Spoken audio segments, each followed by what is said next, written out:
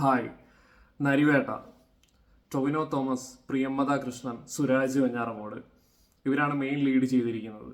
സംവിധാനം അനുരാജ് മനോഹർ. അനുരാജിൻ്റെ മുന്നത്തെ സിനിമ ഞാൻ കണ്ടതാണ് ഇഷ്ക്. എനിക്ക് തിയേറ്ററിൽ കണ്ടിട്ട് നന്നായിട്ട് ഇഷ്ടപ്പെട്ട സിനിമയാണ്. അപ്പോൾ അതിൻ്റെ സ്ക്രീൻ പ്ലേ വേറൊരാളായിരുന്നു. അപ്പോൾ അതിൻ്റെ ഒരു ഹൈലൈറ്റ് എന്ന് പറഞ്ഞാൽ അതിൻ്റെ ഒരു സ്ക്രീൻ പ്ലേ ആണ്. കാരണം അത്രയും ഡെപ്ത് ആയിട്ടുള്ള ഒരു സ്ക്രീൻ പ്ലേ ആയതുകൊണ്ടാണ് ആ സിനിമ ഒരു വാച്ചബിളായിട്ട് നമുക്ക് തോന്നുന്നത്.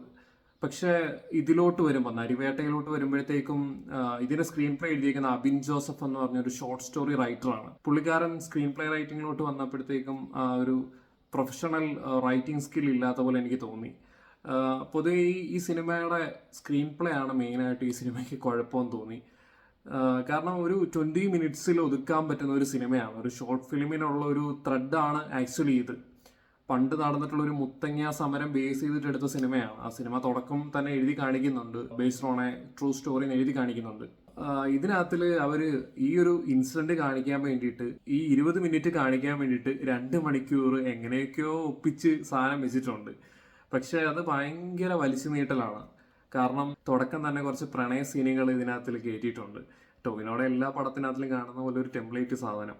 പിന്നെ നമുക്കൊന്നും പ്രത്യേകിച്ച് ഒരു ഫീലോ കാര്യങ്ങളോ ഒന്നും തോന്നിക്കുന്നില്ല. ജസ്റ്റ് പ്ലെയിൻ ആയിട്ടാണ് ആ തുടക്കം തൊട്ട് ആ ഒരു ക്ലൈമാക്സിനോട് അടുപ്പിച്ചുള്ള സീൻസുകളെല്ലാം പോകുന്നത്. അവസാനത്തെ കുറച്ച് പൊളിറ്റിക്സ് കാണിക്കാൻ വേണ്ടിയിട്ട് എടുത്തൊരു സിനിമയായിട്ടാണ് എനിക്ക് തോന്നിയത്. എടുത്തു പറയേണ്ടത് ഇതിൻ്റെ പ്രൊഡക്ഷൻ ക്വാളിറ്റിയാണ്. നല്ല പ്രൊഡക്ഷൻ ക്വാളിറ്റിയാണ്, നല്ല മേക്കിംഗ് ആണ് അനുരാജ് മനോഹറിൻ്റെത്. അത് തീർത്തും പറയാം. പുള്ളിക്കാരൻ്റെ മേക്കിംഗ് നല്ല രസമാണ്. പിന്നെ ഇതിൻ്റെ സ്ക്രീൻ പ്ലേ മൊത്തത്തിൽ നോക്കിക്കഴിഞ്ഞാൽ ഭയങ്കര ശോകമാണ്. പ്രത്യേകിച്ച് ഒരു ഭയങ്കര സോഫ്റ്റ് ആയിട്ടുള്ള ത്രെഡാണ്. അങ്ങനെ ഒരു ത്രെഡ് ഡെവലപ്പ് ചെയ്യുമ്പം അതിനനുസരിച്ചുള്ള ഇൻസിഡൻറ്റോ അല്ലെങ്കിൽ അതിനനുസരിച്ചുള്ള ക്രിയേറ്റീവായിട്ടുള്ള എന്തെങ്കിലും കൊണ്ടുവരണം ഇതിനകത്തിലോട്ട്. പക്ഷെ അങ്ങനെയുള്ള സംഭവം ഒന്നും ഇതിനകത്തിൽ കൊണ്ടുവന്നിട്ടില്ല. പിന്നെ ടൊവിനോ ഇതിനകത്തിൽ അഭിനയിച്ച് മെഴുകുന്നുണ്ടായിരുന്നു. പുള്ളിക്കാരൻ ഈ സീരിയസ് ആയിട്ടുള്ള സീൻസ് ഒക്കെ വരുമ്പോഴത്തേക്കും അതിനകത്ത് നിന്ന് ഇമോഷണലിലോട്ട് ഡൈവേർട്ടായി പോകുന്ന സീൻസ് ഒക്കെ വരുമ്പോഴത്തേക്കും പുള്ളിക്കാരൻ്റെ കയ്യിൽ നിന്ന് പോകും. ആക്ച്വലി ഭയങ്കര ആർട്ടിഫിഷ്യലായിട്ട് തോന്നും പുള്ളിക്കാരൻ്റെ അഭിനയം കാണുമ്പോൾ. ഇല്ല, കൊച്ചു പിള്ളേരൊക്കെ കരയുന്നത് പോലെയാണ് പല സീൻസും ഇതിനകത്തിൽ. ഓവറോൾ ഒരു 50% ടൊവിനോ ഇതിനകത്തിൽ ഇമോഷണൽ ആവുന്ന സീൻസാണ്. അപ്പോൾ അത് ഭയങ്കര, എനിക്ക് തോന്നുന്നു കാസ്റ്റിങ്ങും ഈ സിനിമയ്ക്കകത്തിൽ ശരിയായിട്ടില്ലെന്ന് എനിക്ക് തോന്നുന്നു. സുരാജിൻ്റെ ക്യാരക്ടർ ആണെങ്കിലും വേണ്ട രീതിയിലുള്ള ഡെപ്തോ കാര്യങ്ങളോ ഒന്നും കൊടുത്തിട്ടില്ല.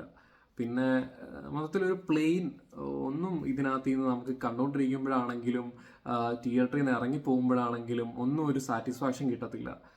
ഈ കണ്ടന്റ് കൊള്ളാമെങ്കിലും ഈ ത്രെഡ് അവർ പറഞ്ഞിരിക്കുന്ന സബ്ജക്റ്റ് കൊള്ളാമെങ്കിലും നമുക്കൊരു സാറ്റിസ്ഫാക്ഷൻ ഇതിനകത്ത് നിന്ന് കിട്ടുന്നില്ല. ആകെ കുഴപ്പമില്ലാതെ എനിക്ക് തോന്നിയത് ജെക്സ്പിജിയുടെ ഒരു BGM ആണ്. പക്ഷെ അതും പ്ലേസ് ചെയ്തേക്കുന്നത് ഭയങ്കര മോശമായിട്ടാണ്. ഒരു ഹൈ എലമെന്റ് ക്രിയേറ്റ് ചെയ്യാൻ നോക്കുന്ന സമയത്ത് ആ എലമെന്റ് റെഡി ആയില്ലെങ്കിൽ ആ BGM അവിടെ വർക്ക് ആവത്തില്ല ഉറപ്പായിട്ടും.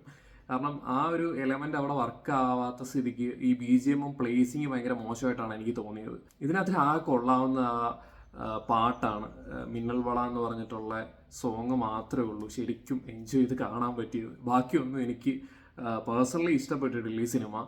പിന്നെ ഭയങ്കര ഒരു ശരാശരിക്ക് താഴെ നിൽക്കുന്ന സിനിമയായിട്ടാണ് തോന്നിയത്.